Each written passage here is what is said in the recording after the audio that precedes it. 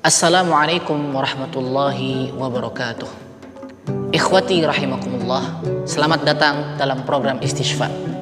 Tidak ada penawar yang lebih baik bagi mabuk duniawi selain mengingat akhirat, dan tidak ada obat yang lebih mujarrab bagi kerasnya hati selain mengingat Allah.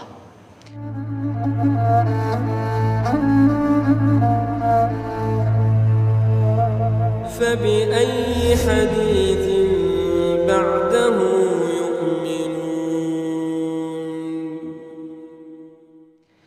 Teman-teman yang dirahmati oleh Allah, bulan Ramadan adalah bulan yang penuh dengan maghfirah, bulan yang penuh dengan barakah, bulan yang penuh dengan kasih sayang Allah Subhanahu wa Ta'ala. Di bulan ini ada banyak macam keutamaan yang bisa diraih oleh setiap muslim, karena amalan yang biasa kita lakukan akan Allah lipat gandakan di bulan Ramadan, sebagaimana sabda Nabi SAW yang diriwayatkan Imam Muslim, kullu amali bani adam yudha'aful hasanah asyru amthaliha ila sab'imi'ati dhi'fin.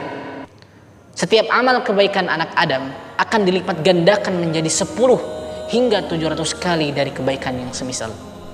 Dan di bulan ini pula kita diwajibkan untuk melaksanakan puasa dengan menahan rasa lapar dan dahaga dari mulai terbitnya matahari sampai terbenamnya matahari.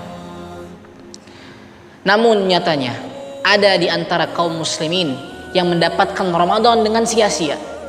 Mereka melakukan puasa tetapi tidak mendapatkan apa-apa, melainkan hanya rasa lapar dan juga haus. Rasulullah SAW bersabda, "Rubba sha'imin hadzuhu min siyamihil ju' wal 'atash."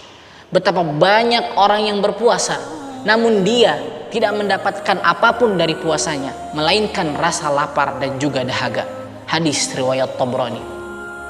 Sungguh sangat disayangkan bagi kaum muslimin yang sudah menjalankan ibadah puasa namun tidak mendapatkan keberkahan dari puasanya tersebut.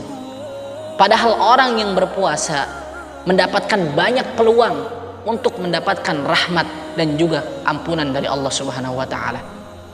Bahkan bau mulutnya orang yang berpuasa di sisi Allah jauh lebih harum daripada bau minyak kasturi. Lantas apa yang menjadi sebab amalan seseorang menjadi sia-sia di bulan Ramadan? Dan apa yang menjadi sebab puasa seseorang tidak berarti apa-apa kecuali dia hanya mendapatkan lapar dan juga haus saja?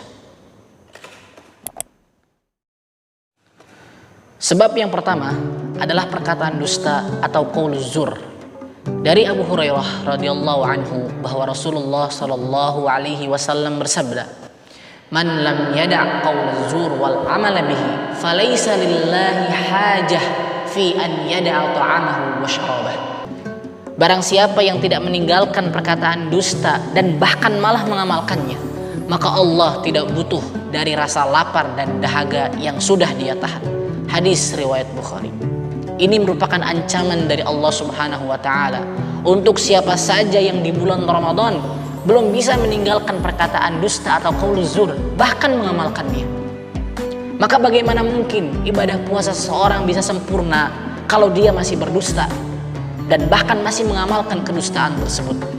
Padahal Allah Subhanahu wa Ta'ala sudah mengharamkan dan melarang kepada kita untuk melakukan perbuatan dusta. Karena perbuatan dusta atau perkataan dusta merupakan hal keji yang dapat mengundang dosa. Sebab yang kedua adalah perkataan lauhu dan juga perkataan rafath. Dari Abu Hurairah radhiyallahu anhu bahwa Rasulullah sallallahu alaihi wasallam bersabda, "Laisa siyamu minal akli wasyarab, innamas siyam minal lahwi wal rafath." Puasa itu bukan hanya menahan diri dari makanan dan minuman, namun puasa juga menahan diri dari perkataan lauhu dan perkataan rafath. Hadis riwayat Ibnu Majah dan Hakim. Al-laghu adalah perkataan yang sia-sia, perkataan yang tidak berguna atau perkataan yang tidak berfaedah. Dan ar-rafath adalah perkataan yang kotor. Kedua hal ini adalah hal yang keji dan Allah sangat membenci kedua amalan ini. Maka sangat tidak pantas bagi orang yang berpuasa dia melakukan perkataan yang sia-sia, dia mengucapkan perkataan yang tidak berguna, apalagi sampai ia berkata yang kasar, berkata kotor, menghina saudaranya, menghina saudara seimannya dengan perkataan-perkataan yang kotor.